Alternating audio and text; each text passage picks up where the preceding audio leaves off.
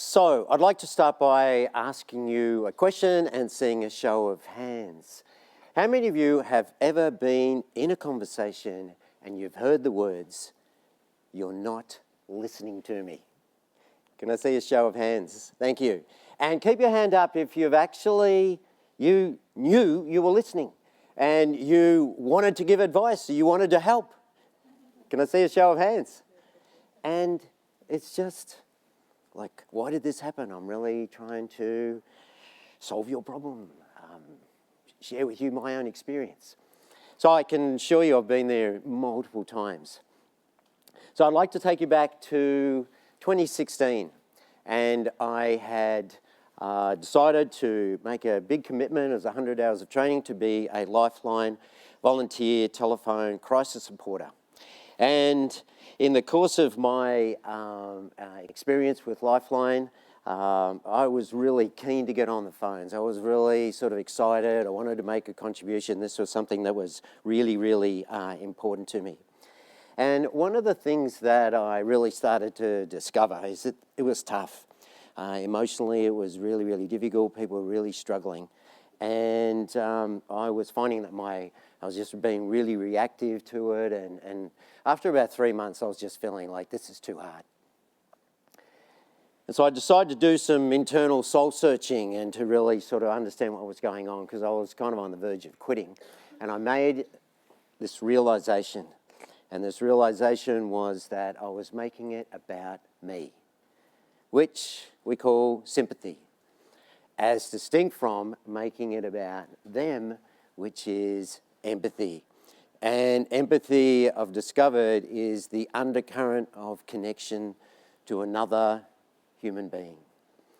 And as I've done a lot of research in this area and had, nearly over 700 hours of Lifeline work, and I do a lot of work in mental health, first aid, and wellbeing, etc., and mindfulness and compassion, I've come to understand that how we enrich our relationships is like a secret sauce. There are secret ingredients. You know how a beautiful pizza sauce would have basil and oregano and thyme, secret ingredients that go into making it. What I've discovered that there are secret ingredients into how we enrich our relationships. Would you like to know my version of the three elements, the three secret ingredients that enrich our relationships? Who'd be interested in that? Okay, thank you. And they are empathy, engage, and empower. And what I'd like to sort of have us identify that there are, how many of you have had the awareness and the need to actually have difficult and sensitive conversations with somebody else? And it's tough, isn't it? It's like, how do you go into this territory and have that conversation? And so this is, what I'm covering here is not those conversations where, say, for example, Jess talked about where there's conflict. You've got another point of view and you want to impose that point of view on the other. These are conversations where it's incredibly important that we connect with the other person and that they feel that we connect with them.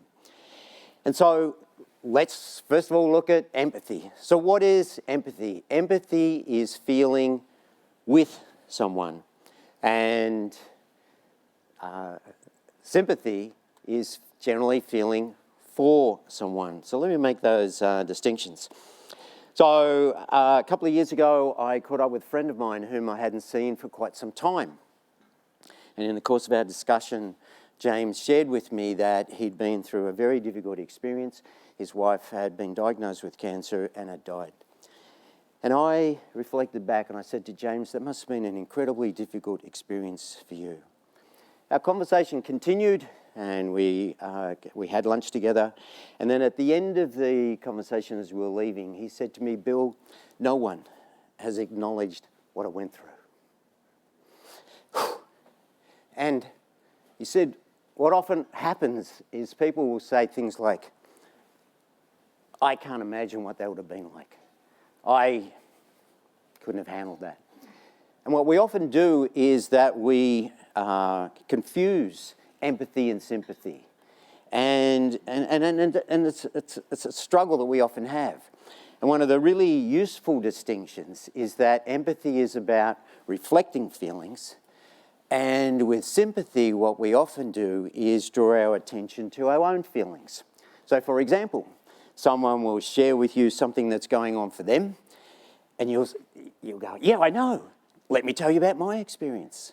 And we were just having this conversation the other day where a friend was talking about a difficult birth experience that his partner had had, and immediately we wanted to share our own experience.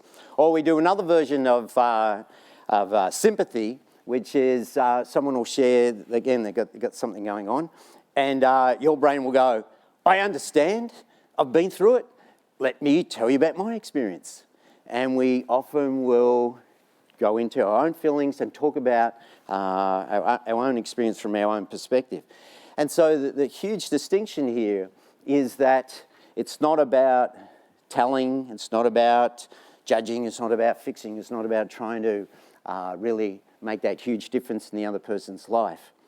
And when I made the distinction from sympathy to empathy in my Lifeline work, it made such a difference. Because when the caller would come in, I wouldn't be thinking about me, the headset's on and I'm just listening to them.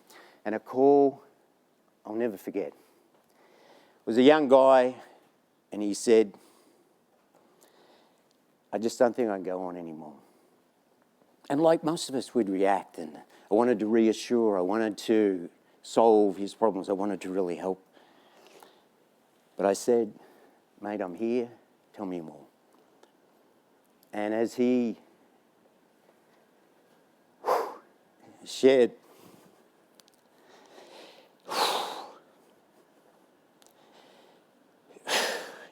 the difficulties that he's going through. A lot of men have a lot of difficulties, and he shared his experience. And at the end of that call, he hadn't been fixed by me.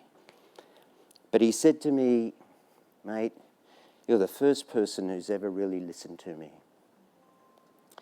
And we land this gift when we reflect back feelings. As I was in the conversation with him, I was listening and reflecting back his difficult situation and his difficult feelings so he could feel, heard, listened to and validated.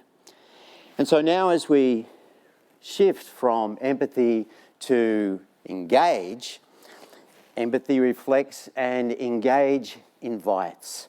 And so what do I mean by that? So imagine that the metaphor I had is engaging is like a coupling, and we couple together in these conversations. And a coupling is like two train carriages coupling together. But I thought, no, that's not a good metaphor. You know, it's got push and pull. And then I thought, no, it's about a magnet. And what a magnet does is a magnet locks in. And in this instance, we lock into the emotional space of the other person. And what we do is, by doing that, we actually create a sense of safety. And so in these conversations where we need to be present with the other person, that we're locking in not only physically, but also mentally and emotionally, and being present. And what I've found is that when we do this, we increase the probability that the other person feels heard, feels safe, so that they can open up and in most instances solve their own problems. And an example, a manager I work with in a workshop shared with me after the workshop, I decided to engage very differently with my team. He said, I had a team member who was really struggling. And he said her normal cheerful demeanour was being replaced by being withdrawn, and she was grumpy and she wasn't performing very well. And he said, I decided to do something different, engage with her differently. Normally I would have just had a performance conversation, need to pick up your game. And he said, I decided to do something differently. So he invited her to have a cup of coffee. And as they sat down, he asked her, and how are you feeling? And what happened? She just reacted. She responded with tears. She was struggling. Her partner had just been diagnosed with a very difficult illness. They were having treatment. She was in overwhelm. She didn't know how to handle the situation. And he allowed the space for her. He invited her feelings, that sense of safety that created the space for her to just open up and share and to come to an understanding of her own situation, her own needs and her own requirements. And so now we move to the third secret ingredient. So we're moving from engage, which fosters trust and safety, and moving to empower. And empower builds autonomy. And a good example I'll share with you. So one time, a few months ago, I took a caller, and this young guy was so frustrated.